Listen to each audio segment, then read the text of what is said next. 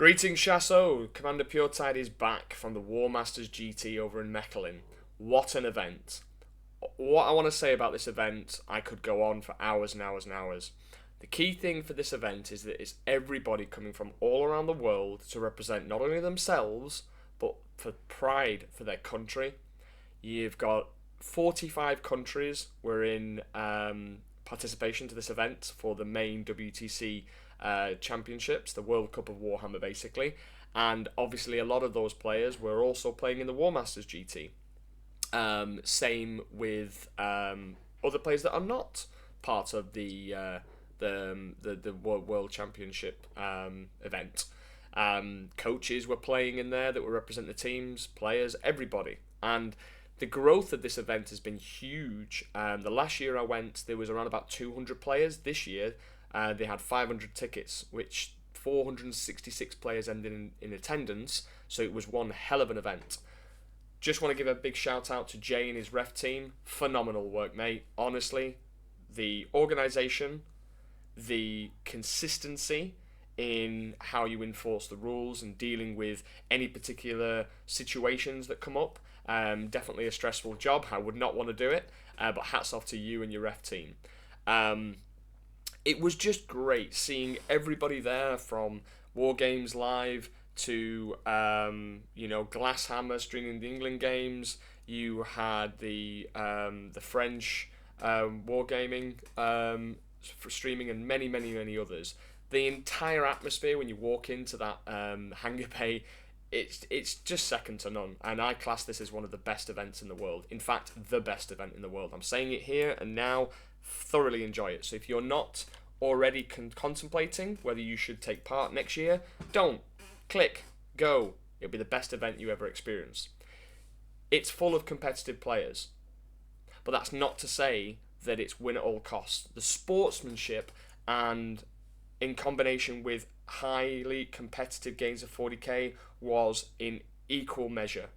I loved interacting with people from around the world, trading dice, asking about their experience, where they're from, how did they get into 40k. It was just a big hall of nerds. It was great.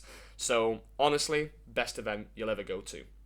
Now, the event itself, preparation. You hear me talk about preparation over and over and over again. If there's one event that I needed to prep for, it was this. So how did I go about it? Well, obviously, Puretide program. We had a lot of members that were also in attendance. You guys, thank you so much for being a part of this event with me. Last year I went solo. This year I went with a community.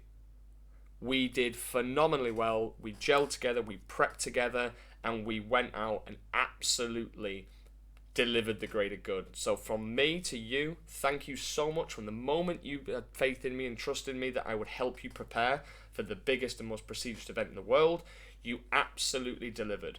Win, loss, draw, doesn't matter. Your application of the lessons that we taught in the War Masters Masterclass, having people come over to me and be like, that exercise that we did against Blood Angels, it paid off. It went identical to how we planned it and prepared for it. The questions that we had together when I've got this pairing, what should I do? It was just beautiful. And then going out for a meal and literally being there together and experiencing this amazing event together was honestly the highlight. But let's talk about the results of the War Masters. So in the War Masters, we had Weiss Olivier from France, pole position with his Black Templar Horde. He had Arnaud from France with Necrons, then Sacco with T-Sons, and Blood Angels by Georgios from Greece. Hats off to the top four. No easy achievement, and you guys deserve a big round of applause, and you should be proud. But Swiss bracket, so from 5th we had Necrons, joint with Leagues of Votan. Again, Stroh from France, and John T from New Zealand. Then we had Tyranids. Then we had CSM, again, Matt from France. And then we had Innes Wilson, who needs no introduction, from StatCheck with his Dark Angel Space Marines.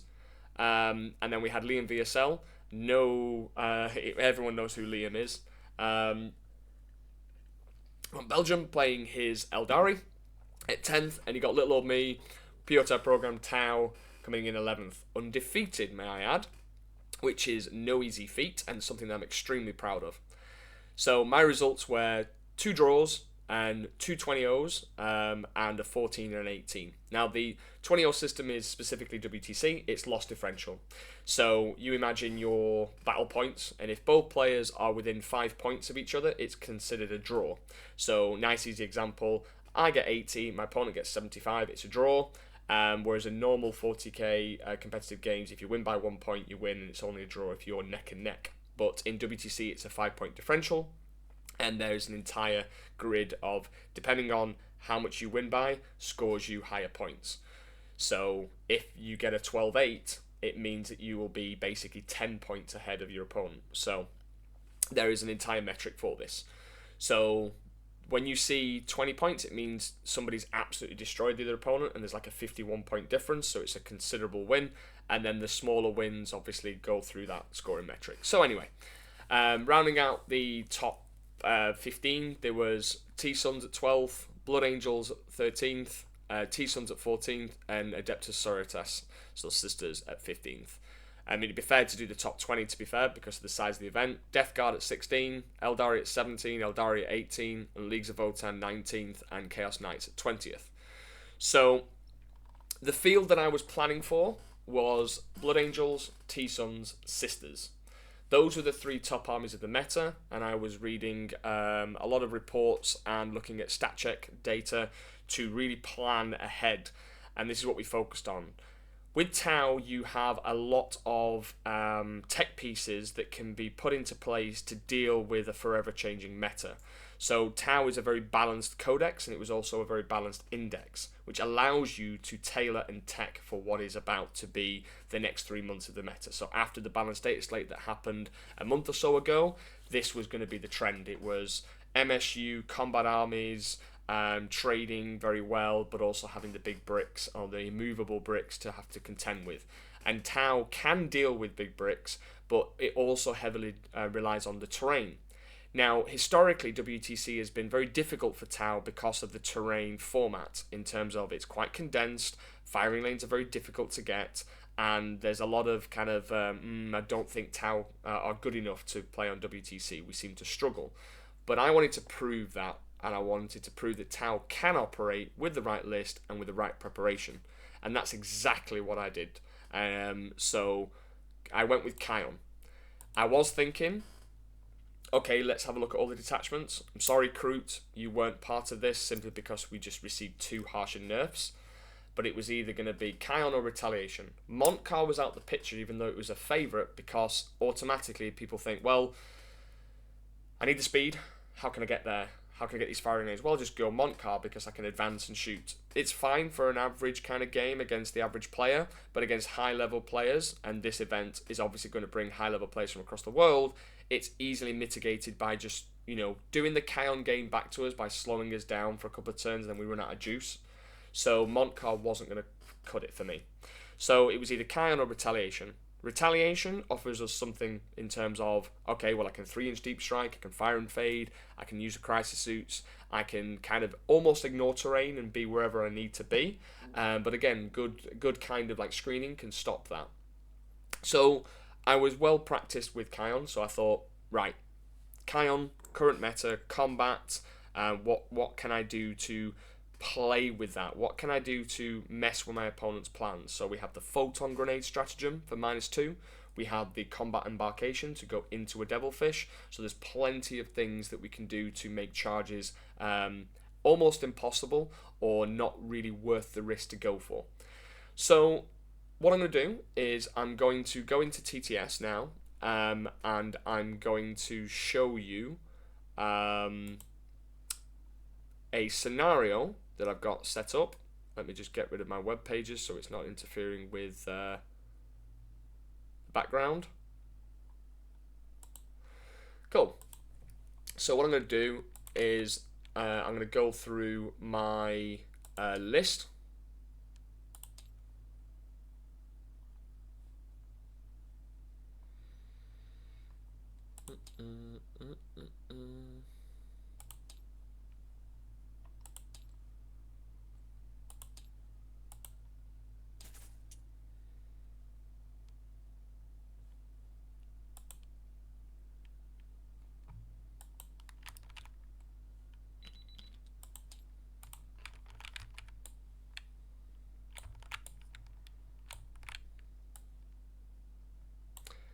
Give me 1 second.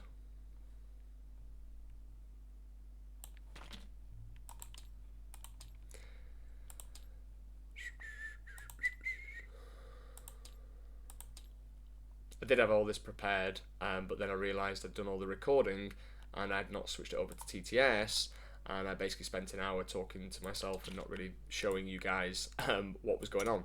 A little bit frustrating, but hey ho, we've got there in the end. So, what I decided to do with my Kauyon list is go, right, well, let's build the foundations first. So I needed primary play, so 2 Devilfish with 2 Breach teams. The Devilfish had the Seeker Missiles and the SMS, and the Breachers had the Gun Drone and Guardian Drone, pretty standard. Then I needed guiding units, so I put in my typical Pathfinder unit with the Recon Drone, 3 Ions, Shield Drone and Gun Drone, just so they can advance and guide. Then I had 3 Stealth Suit units, Marker Drone and Shield Drone with the Team Leader, giving the Team Leader an extra wound, and the Marker Drone for ignore cover. Put in your boy Darkstrider because he's just essential. Reasons being secret missions. Denying 12-inch no deep strike is crucial. Stops them from getting a home field, and generally can be an annoying little bastard. And I love him for this. So, then I wanted to put in some anti-tank, and I've never taken Skyrays before in a tournament, so I thought, well, I need to take into T-Suns, and I need some anti-armor, so the Skyrays are quite nice. Full rerolls to hit against fly, and it's twin linked with the Seeker Missiles. So, strength 14, AP3, D6 plus 1. And full rerolls to hit against fly, it really helps against Magnus. Or anything with fly. And then the anti-armor, yes, subjectable to armor contempt, but you're always going to be ignoring cover. And so, worst case scenario, things with a 2 up or on 4 ups, and it's D6 plus 1. Then I needed some bully boys. So I took 3 Riptides, all with Ion, all with the SMS, and obviously they come with their 4 missile drone shots at 7, 1 and 2. And fall back, shoot, ignoring modifiers, really good. T9, 14 wounds, 2 up, 4 up in run. The Spice. The Commander Puretide Spice. The thing that won me the games and give me the chance to podium or do really well. Didn't podium, but I came 11th out of 466 players and undefeated, and this is the reason why. This is the clever tech piece. So, speed is king. Speed is what is needed for WTC boards. Simple as that, no questions asked. You need it. If you don't have it, you're just going to be staged against, and you're not going to be able to kind of slap back when they try to get into good positions. So, Cold Star. What does he give you? Well, he gives you the assault keyword, and he gives +2 movement for the crisis suits. Right, well, sustain hits 2 from turn 3 onwards is really nice, but what about the first 2 turns? First turn, you can't do anything with. Second turn, put in the Exemplar of the Kauyon on my Cold Star. Now, he's got 3 plasmas, 1 cyclic, 2 shield drones. The crisis suits are a finite team with all plasmas. One of them has a marker drone gun drone. The other 2 have a shield drone gun drone. Nice and simple. Their rule, full rerolls to hit, ignore modifiers. You get the full rerolls to hit if they're at full starting strength, and if they're not at full starting strength, you get reroll 1s to hit. So you're looking to really bank on that full rerolls to hit, because then it can absolutely spike your shots, because you're getting sustain hits too from turn 2. That little package punches way above its weight. The gun drones, never forget your gun drones. The amount of times I hear the story about I forgot to fire them, don't forget. They are brutal. So that's my turn 2 package. Turn 3, Commander Farsight with an identical unit of fire knives. So why am I taking all these fire knives with plasmas? Well, AP3, strength 8, flat 3, thank you very much. I'll take that all day long. But Farsight, isn't he the master of the killing blow? Montcar, what the hell is he doing in Kauyon? He's actually better in Kauyon. You got the free strat, or the reduction for the captain's ability, the -1 CP to a stratagem. So let's have a look at some of those stratagems that you can do. You could do the Tempting Trap, the +1 to wound. You could do the Coordinate to engage. You could do the +1 AP from turn 3 onwards. Same with the Trap objective, which is stapled to turn 3 onwards. You could do Heroic Intervention. You could do an Overwatch, a reroll. The list is endless. It's so good. Like, the stratagem suite that we've got, they're all 1 CP. So doing any of those for free, and then the core stratagems like reroll, Rapid Ingress for free. I know we can rapid ingress free with stealth suits, but you might find yourself in a position where, oh, I'm not near my stealth suit, so I need to be somewhere else. Well, just do rapid ingress for free. He's very, very, very good. If I was to drop a little bit of a hint, I was mainly using heroic intervention and the extra AP strat quite a lot. So pushing those plasmas to AP4 and the gun drones to AP1 is nothing to kind of forget about, really. It's powerful. And his ability. So his ability is you get +1 to wound when you're within 9 inches. So here's the tech. We have the anti-armor. We have the riptides that can punch up or focus on the elites. We have the primary play. We have the guiding. We have lots of units. So we have 1, 2, 3, 4, 5, 6, 7, 8, 9, 10, 11, 12, 13, 14, 15. 15 units, 16, so yeah, 1, 2, 3, 4, 5, 6, 7, 8, 9, 10, 11, 12, 13, 14, 15, 16 units, okay? Plenty of stuff to do actions, plenty of stuff to do guiding, and plenty of primary play, and plenty of damage dealing units and durable. These two pieces are crucial. This for turn 2, because obviously going in turn 2 and doing sustain hits 2 is disgusting with full rerolls, and this is a great rapid ingress tool as well for turn 3. Rapid ingress and get within 9, so +1 to wound. You can punch up against armor, you can punch up against monsters, all that kind of spice, or wound toughness 5 things on 2s rather than 3s. If something has -1 to wound, well, you could double down on Farsight and his plasma fire knives. You are within 9, so you get +1 from Farsight's ability, and then if they're on an objective that you've chosen to be the trap objective, plus another 1 to wound, so that's +2. It doesn't stack, but it does definitely stack when somebody's got -1 to wound. So take Hearthguard, or that go, well, if a character's leading, we're -1 to wound. Well, if you have +2 to wound, you're still going to be +1 to wound, so you're going to be winning on 2s. But very rarely does that come up, but it means that box number 1, if it's doing it turn 3, could do trap objective, +1 to wound there, and then Farsight rapid ingress and just have +1 to wound as long as they're within 9. So you can have 2 damage dealing units with both of them at +1 to wound. So that is crucial. And that came up massively, and it helped me in so many situations. Need a tank to die? Kill it. Need a big thing to die? Kill it. Want a wound on 2s, rerolling 1s from stealth suits? Kill it. You get the picture. So, that's the list. Let's go through a scenario. So I've got a couple of scenarios. Number 1 is going to be the Demons game, round 6. We were playing on Scorched Earth, and I'm just going to show you a scenario where you can really utilize the fire knives to maximum efficiency. So, we played this game. I was being very meticulous, and even he said we're very much alike. We're playing a very kind of cagey, stagey game, first person to make a mistake. So I kept like 7.5 inches between lots of different units and blocking out the board because he's got 3-inch deep strike, and he could also pull up units for a stratagem at the end of my turn and put them, deep strike them down. So I didn't want any greater demons in my back lines. So I wanted to keep him contained to his side of the board and make him come at me. So what happened was the scenario here. So I just positioned stuff out. I knew that he didn't want to come and kill transports because he wanted to get into some of the juicier things. So I just pushed out my transports and my breaches here, screening the center of the objective, which is something that I teach over in the Puretide program, all about why you make certain choices. And one thing you should be doing against demons is always sending out your transports and making sure that you're on the center of the objective, so that even with the 3-inch deep strike, they cannot land on it to contest it. So that's lesson number 1. If you are wanting to improve your gameplay, please consider joining the Puretide program. On any level, I will teach you everything you need to know about using this faction and also preparing you against others. So I'd staged here. He'd done a little bit of positioning, placed a Screamer unit here to do his secondaries. I killed that unit, I shoved up a Devilfish, and allowed him to then come into this centre part but not get anywhere.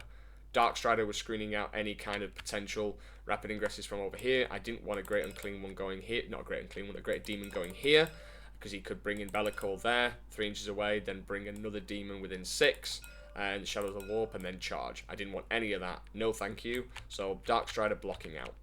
Pathfinders, I'd set up a little trap here. He moved Bellicore out here and kept the unit within 6. Right, so he's going to charge here. We've established this. He wants to take me off my primary, and he also moves this Defiler thing and drops that to deny me primary here. So Yes, it's Scorched Earth, but he was mainly wanting to get a foothold into the game.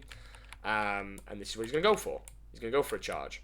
And at this point, I say, clock over to me. He's like, okay, I've noticed something in your eyes. And I was like, are you hitting on me? But no, what he noticed was that I'd gone from being very defensive to suddenly, I'm going to fuck you. That was his words.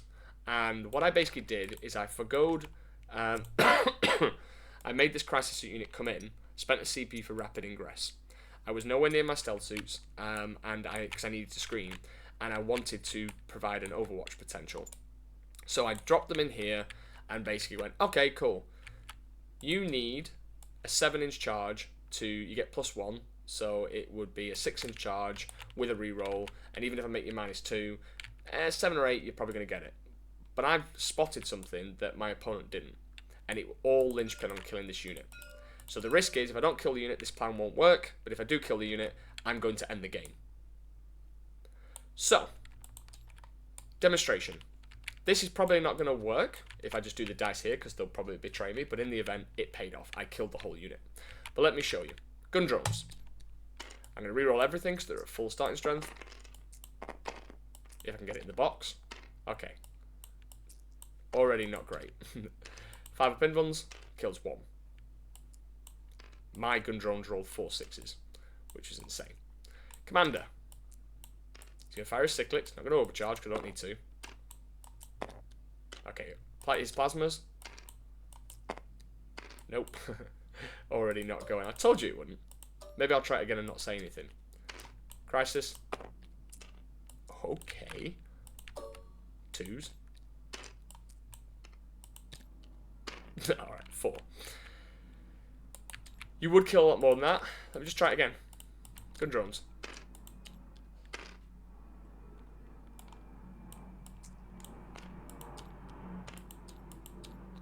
One dead. Cyclic.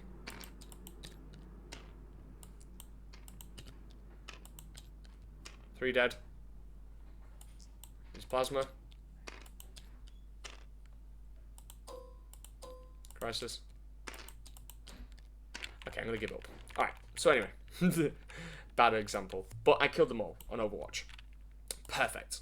Have you spotted what I'm going to do now? Have a think. I've got Farsight and 3 crisis suits in reserve. Right. This is the play. I've killed that unit, because if he had the Demonettes made the charge, he would have blocked off this entire area, so I can't deep strike here. So, killed them. Happy days. Let's go. Pathfinders move out. Just roughly like there. Renate a Bellicor.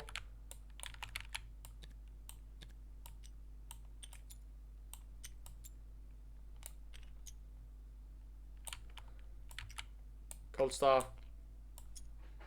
Advanced.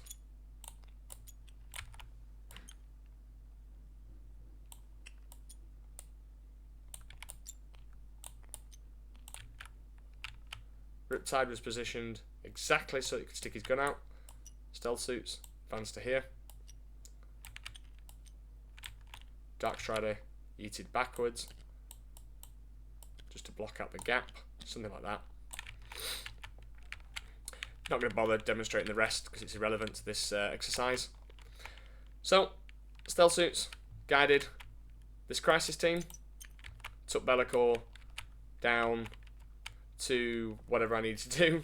I think between the 2 crisis units, the Farsight unit and the crisis team, I took Bellicor down to 3 wounds and then grenaded with the Pathfinders. Goodbye, Bellicor. Bellicor dies. Him knowing that this push happened, he rapid ingressed Shalaxi Hellbane, and then he had 3 Flamer dudes here. He did overwatch the Pathfinders. He killed like 3 or 4, I think. Yeah, something like that. And then I grenaded Bellicor and killed him, and then this Riptide shot the 3 Flamers. And then the SMS and stuff killed the 3 Flamers that was doing like sabotage, so I was able to deny him a secondary point at the same time. So his turn in retaliation, he's like, oh god, that was horrible. So he moves out, shoots all these. The Celeste unit comes down here as well. Flamers and kills my Pathfinders. Charges the Keeper of Secrets in here. Charges selects Hellbane to engage both Farsight and the Cold Star. Attacks with the Keeper of Secrets. Kills all 3 Crisis Suits attached to the Cold Star.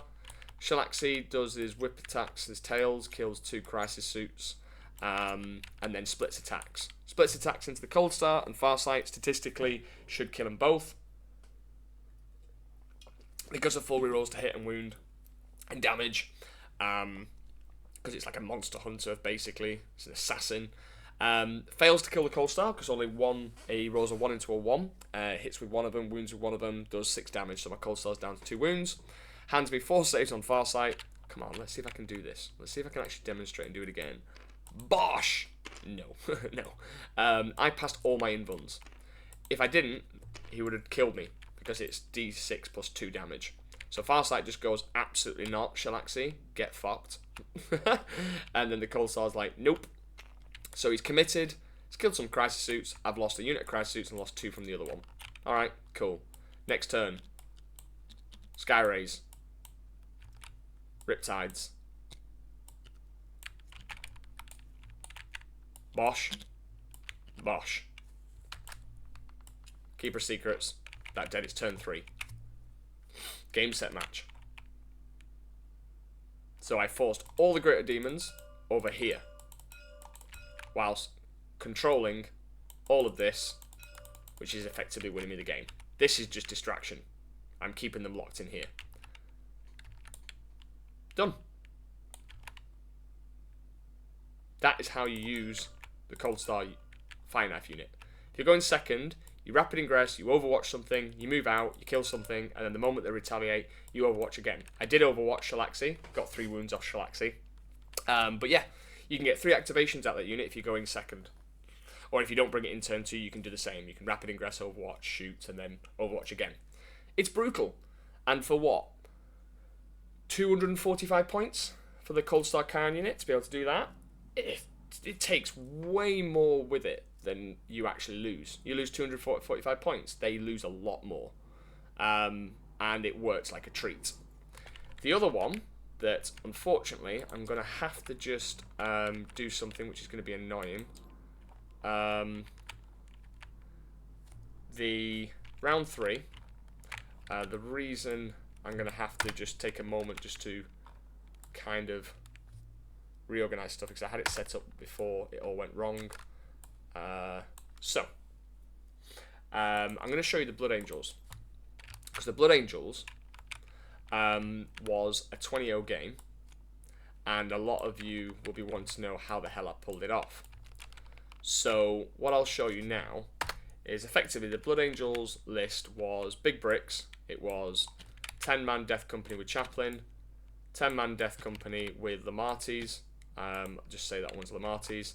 3 units of 5 jump packs, and 10-man Vanguard vets with the Sang Priest, and 10-man Sangard with Dante, and a Caladius Assassin, and I think something else like Voidsman or something, and Sanguinor.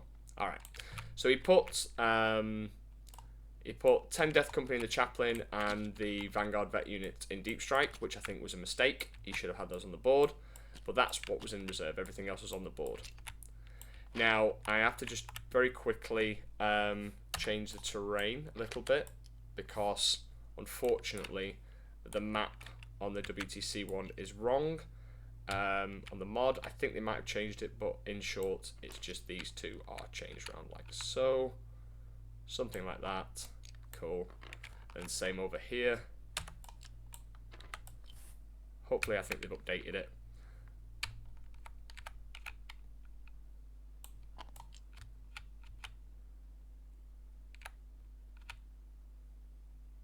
Something like so. And then we are playing on Hammer and Anvil.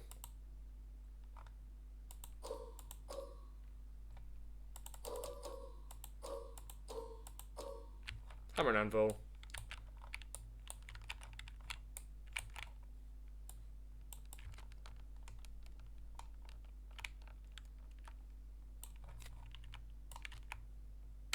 Smoke and Mirrors. And the Alpha and Omega. Deployment, supply drop, smoke and mirrors. Smoke and mirrors didn't really come up. It's basically you can put 25% back into reserve that's on the board. Neither of us did it. Supply drop is the one where you basically have disappearing objectives. So randomly select 2 different objective markers. One is the alpha, one is the omega. Start of the 4th battle round, the alpha objective is removed. Start of the 5th battle round, the only objective left is the omega. And then you score points accordingly. So 5 VP in the 2nd and 3rd battle round, 8 VP in the 4th, and 15 in the 5th battle round. So it's not uncommon for people to score low primary on this, and that's exactly kind of what happened. So let me just highlight which ones were the omega and which was the alpha. So as always, the one that's always the omega is always the one that's easy for the opponent to control. So his one, and then mine one was the first one that went away. So my battle plan was basically get the points I can early, and then just threaten his at the end. And that's exactly what happened. Let me just clear up the space. I'll load up my Tau army.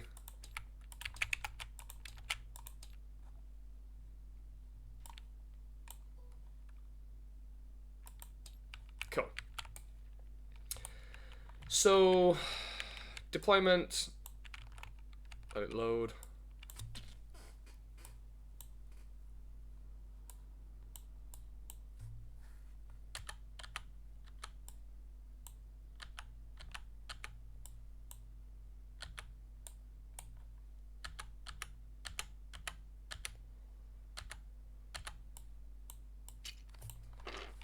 Cool. Just lock the terrain. Lock, lock, lock, lock. Right. So we had Dante in his unit deployed in here, give or take.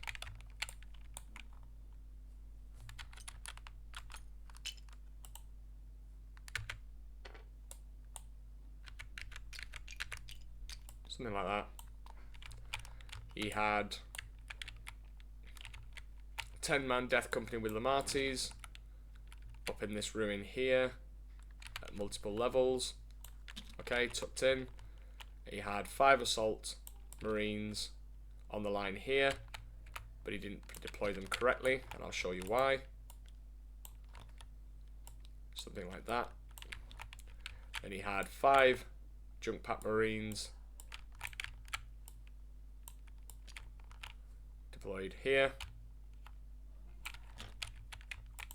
protected, and he had a Calidus outside of threat range done and everything in reserve. Me, I realised something of a mistake of his, so I deployed my Riptides accordingly. I had a Delphish there outside of charge range, a Riptide again here. I had Skyray here, Skyray round about the back. Crisis Suits in reserve, Delphish here with the Dark Strider in there, Breach team just on the line, and I had the Pathfinders deployed roughly, something like that. I'm not going to spend too much time being precious because I really dislike TTS. Them in reserves, Stealth Suits. I had 1 unit at the back here, 1 unit over there,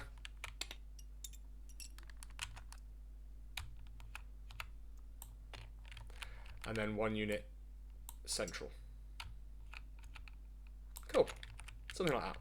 Pathfinders are deployed in such a way where I could scout move back into the Delphish but not give any charges away. So I had them roughly like that. Rather than pushing out with a full Grundy maneuver, I wanted to be able to scout move backwards into the Delphish and stay in my deployment line, stay 24.1 away. And the key thing about charging units is that combat players, if you completely stay outside of 24, you give them some wiggle room so they can actually, you know, stage. But if you give them 10 to 11-inch charges, specifically 11-inch charges, they're not going to go for it. And with Kauyon, what you can do is you can actually give them a 9-inch charge by just pure measurement. So have your unit 21 inches away, but then -2 it. so that becomes 11-inch charge, which kind of keeps them back a little bit.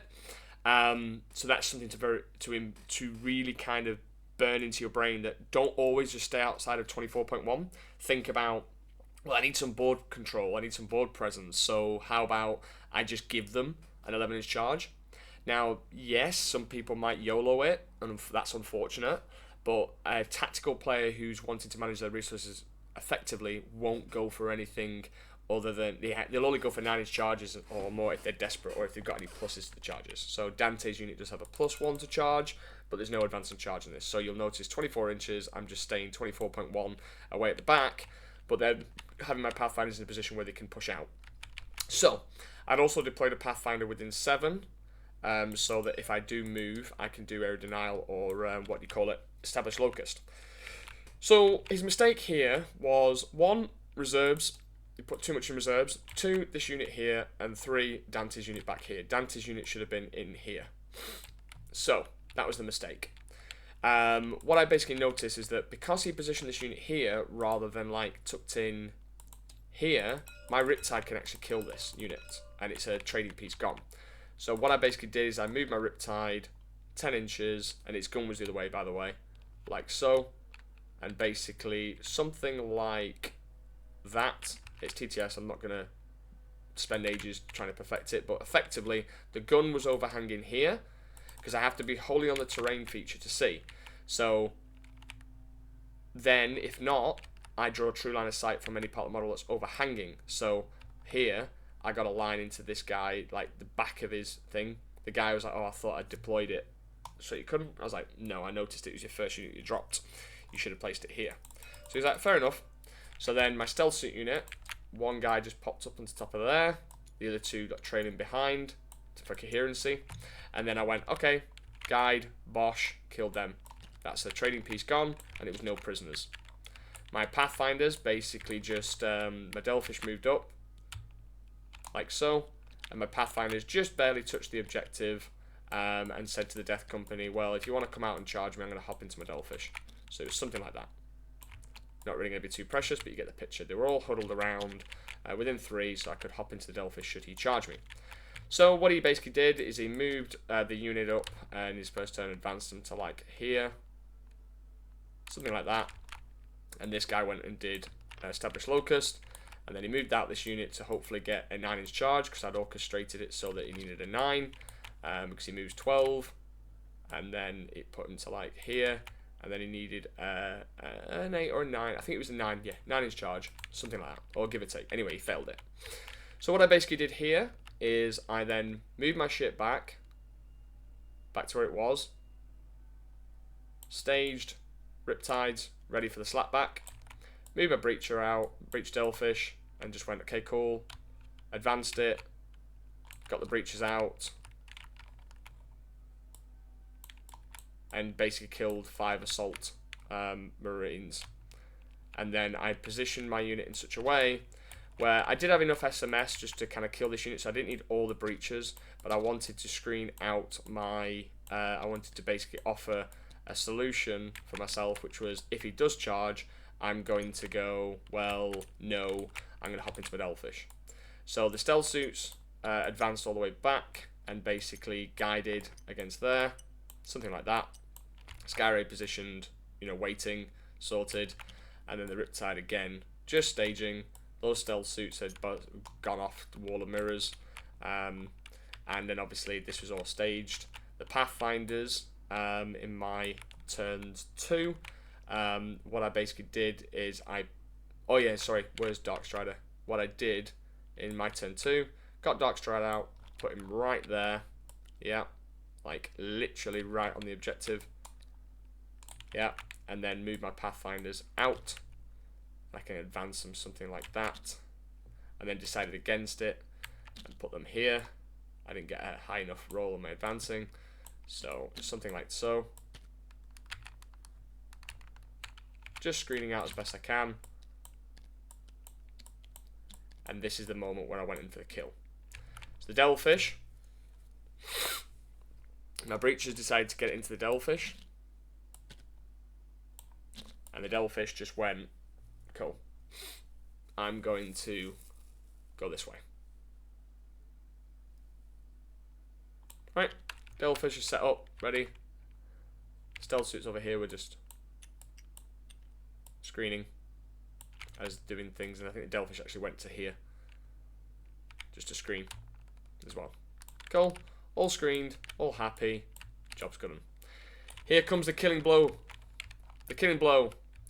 Crisis Finite team. Hello. The Wall of Mirrors stealth. Hello. How you doing? Cool. 9 inches away. Bosh.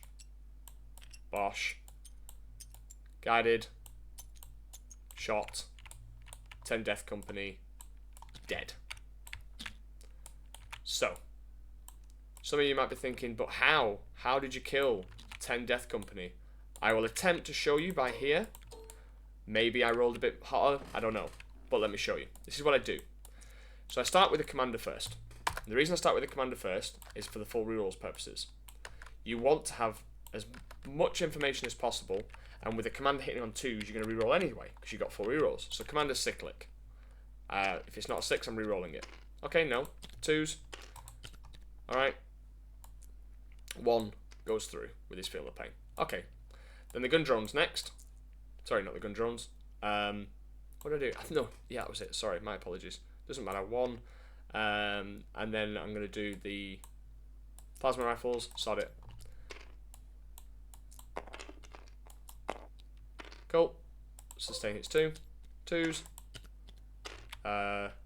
3. Lamartis makes it -1 damage. So these twice. Dead. Dead. So there's 2 dead. And then the gun drones.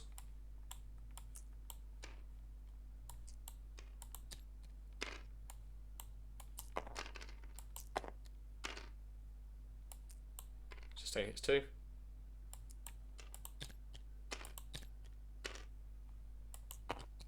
Cool. And the crisis suits.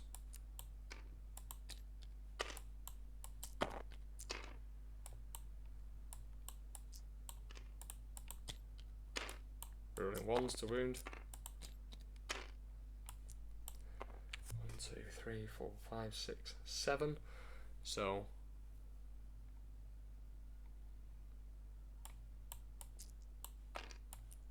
first one, next one, next one, next one, next one, next one, next one. 6 dead, or 5 dead, plus the other 2's at 7. So I high rolled it, but I think that was a little bit unlucky from that demonstration. But with the -1 damage doesn't matter because the Feel No Pains of 6 pluses are not quite like the Vanguard Vets. So this entire unit killed there. And then I had like the SMS and stuff as well with 4 euros to hit. So I think that contributed just to killing off like 1 or 2 more. I didn't think I one-shotted it. I think I left them with 1 Death Company. And then I just did the Skyray's SMS and the Riptide's SMS just to kind of plink away. So with the combination of the SMS and the Fire Knife team come in, I just left Lamartis on full wounds, and then he was like, oh, okay, right. So his turn, he pushes out in his first turn, by the way, they're there, and then basically next turn he pushes out. He's got some other shooting with a Caladius that kind of comes in, kills a couple of breaches, and then the Vanguard Vets had Rapid Ingress in my turn 2. Wherever they are, give me a second. They Rapid Ingress to something like here. Wasn't really bothered about being shocked. I had not set up any firing lanes. In short, I staged it so that I think at the end of the day he'd not kill the Devilfish with shooting. Charged everything in here. Something like Dante was there, ended up consolidating there. Sangard Banner was somewhere there. The Breachers had hopped into the Devilfish. I'd lost about 4 or 5 from after the shooting and the disembarking and the rolling 1s. I had like 5 Breachers left. This Riptide was a little bit further back. They're dead because of obviously I shot with my Breachers in the previous turn, hence why I submitted them to take him off the primary. That guy goes in, basically they charge, they multi-charged, something like that. The Sandguard were all in my Bear Grylls, so on and so forth. Cool. Kill the Devilfish. They ended up wrapping around here.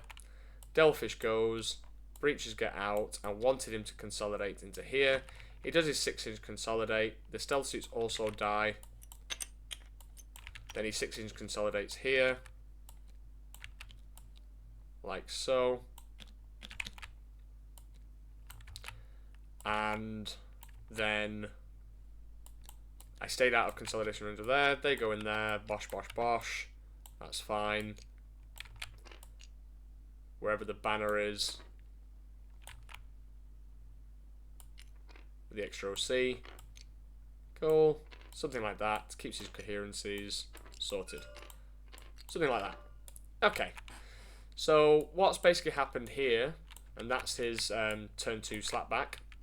Lamartis, by the way, wants to move and kill these Pathfinders. I overwatched him. He dies from the Plasma Finite team. So his turn, he's lost Lamartis from Overwatch. He also then killed all this, but what I did do in Rapid Ingress is, of course, I just Rapid Ingress Farsight here. I am messing up the order completely, and my massive apologies, but this is what happens when you're trying to remember everything after a very long week. He deep struck the, the Death Company, because he was sending out the Sandguard anyway. So the Death Company was going for also a charge, but he didn't quite pull off. So he had them like here. And the Chaplain and stuff. And he was just like, cool, I'm having here. And he also brought in the Sandguard. Yeah, the Sanguino, sorry. So it was like that. Alright. So then I obviously Rapid Ingressed at the end of his movement phase, but stayed outside of 12 for the charge and had Farsight and his bros just chilling here, ready to go and, you know, mop up.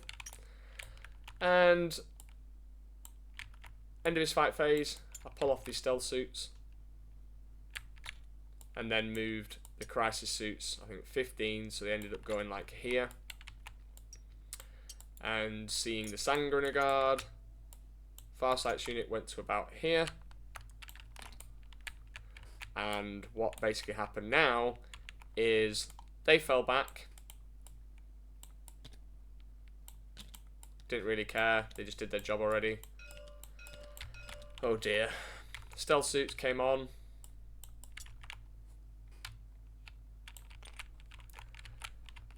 Pathfinders.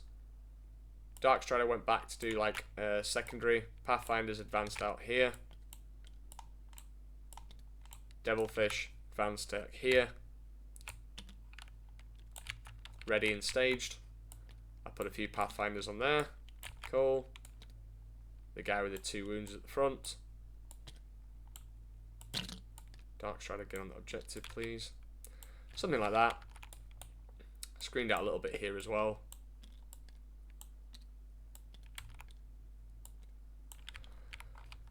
And then blasted him to death. So this Crisis Team unit. Where's my other stealth unit? I think I did a Wall of Mirrors as well with the stealth.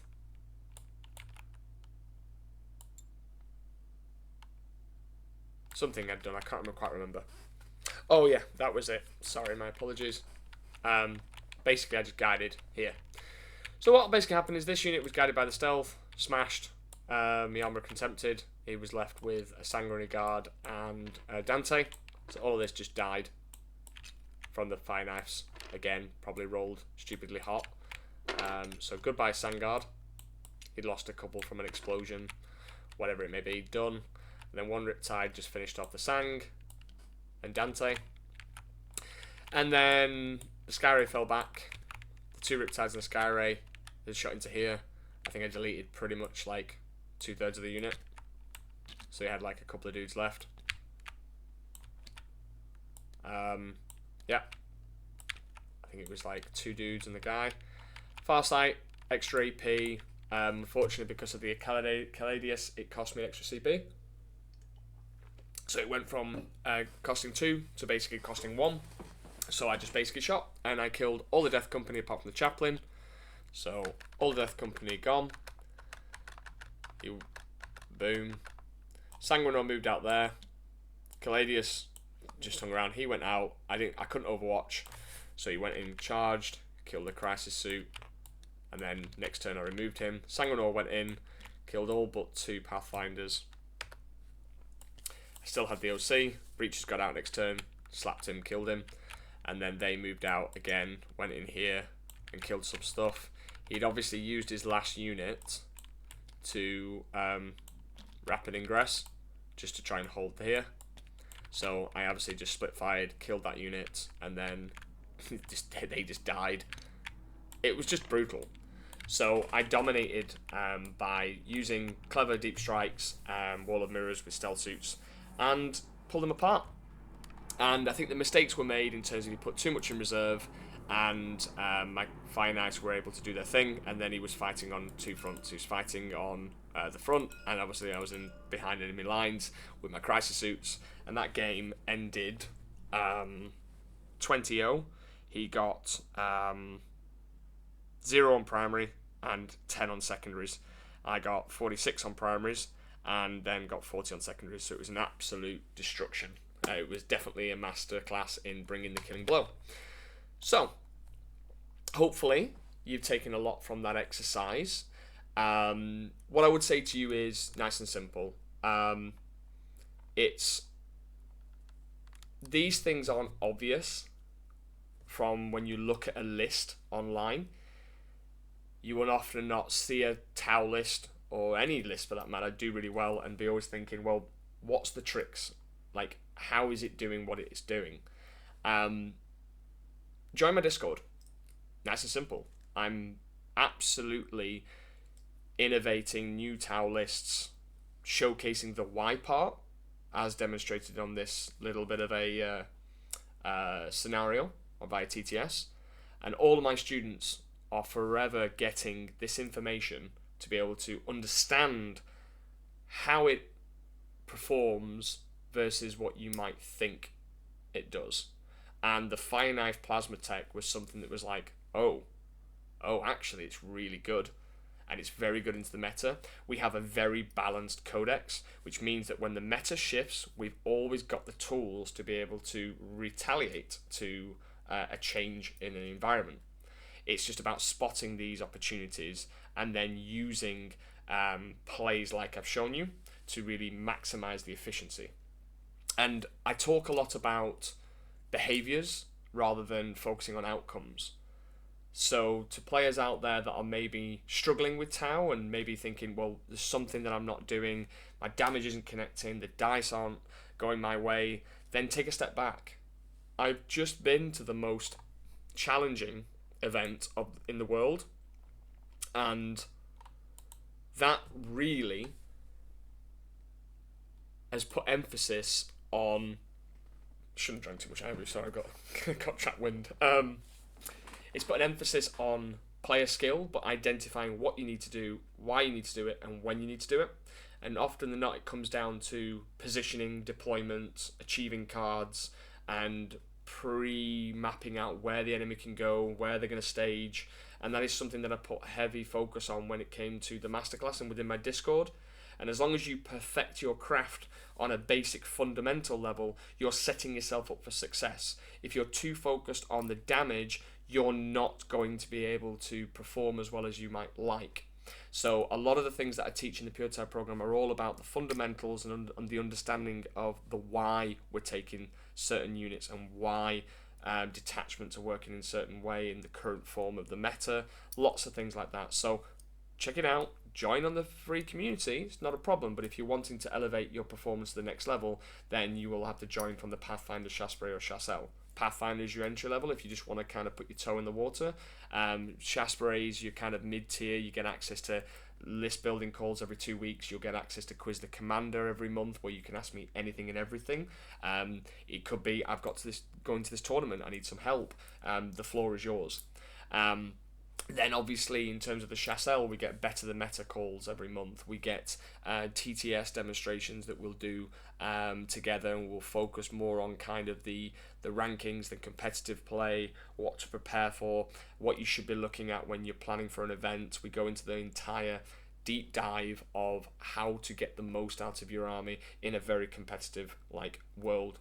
The Pathfinder does give you access to things like your own list discussion chat. It also gives you access to things like a hobby hangout, and also gives you access to a demonstration day that's done once a month using TTS. So I do give you a little bit of insight from the show and tell point of view, not just theory.